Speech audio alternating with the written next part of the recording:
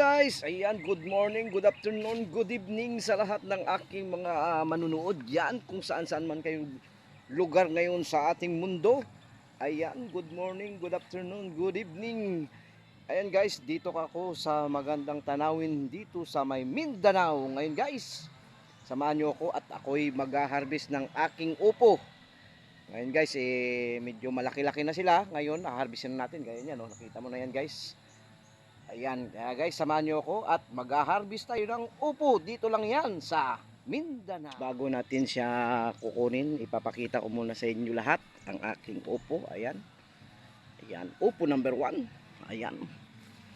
Saka ito ang upo number 2. Guys, ayan, medyo malaki na siya. At ito ang upo. Ayan, uupo-upo na siya. Ayan guys, ayan, nandito siya, nandito tayo sa ilalim, yumuyuko ko. Ayan guys, so ayan pa, upo number 4. Ayan guys, dito pa tayo. Ayan. Ayan guys, nakikita nyo yan. Oops. Saka yun pa guys. Ayan. Nandyan yung aking kubo-kubo guys. Ayan guys, ang aking mga kamatis. Dahil mahal ang kamatis, nagtanim tayo ng mga kamatis ngayon guys. Ayan siya. Wala pang bunga. Ayan, tinutukuran ko dahil medyo mataas-taas na siya. At papakita ko rin sa inyo guys ang mga sibuyas dahon ko. Ayan, sibuyas dahon. Ayan. Saka yung mga pinapagapan ko ditong mga ito, patula to guys, patula. Ayan, pinapagapan ko lang yan guys para hindi tumaas, kasi alam mong patula medyo may pagka hay-hayan. Pag sumabit yan sa mga sanga-sanga, hindi mo na maabot. Ayan guys, mga sari-saring mga pananim, beans nandito, gaya ng mais. Yan guys, mais. Ang daming mais yan guys. Matataba ng aking mga mais. Ayan guys, sitaw. Ayan mga sitaw. Ayan, may puno pa ng nyug. Sari-sari dito guys sa aking mga pananim, gaya ng saging na yan. Ayan, mga saging, gaya ng saging lakatan. Yan guys, natikman ko na yung bunga niyan. Napakasarap, napakalaki. Ayan, wala nang cut-cut to guys. Ayan, papakita ko rin sa inyo yung mangga ko. Ayan, mangga. Ayan, hanggang dun may mga pananim yan guys.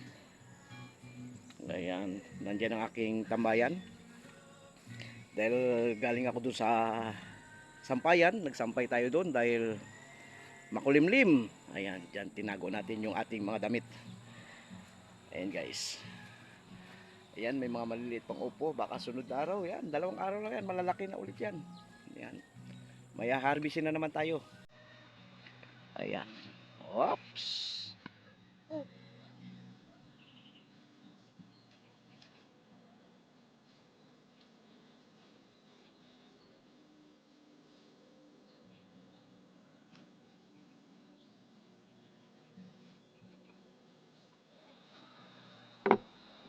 Guys, ang upo ni Binots.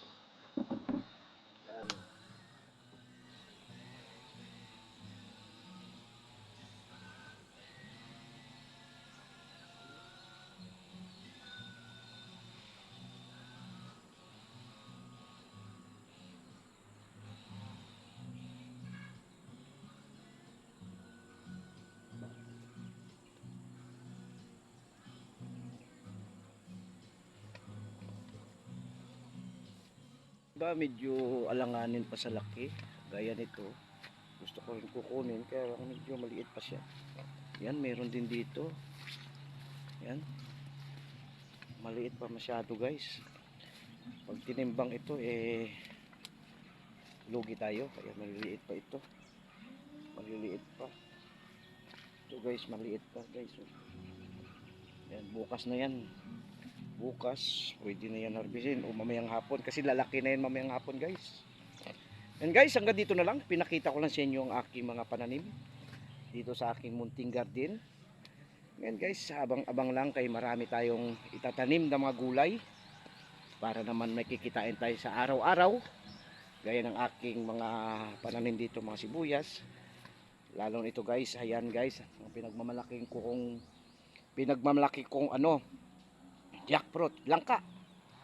16 years na yan guys. Ayan guys. Napakahitik sa bunga niyan. Ayan. Pinatikim na ako niyan. Dalawang malalaki. Sobrang tamis yan guys.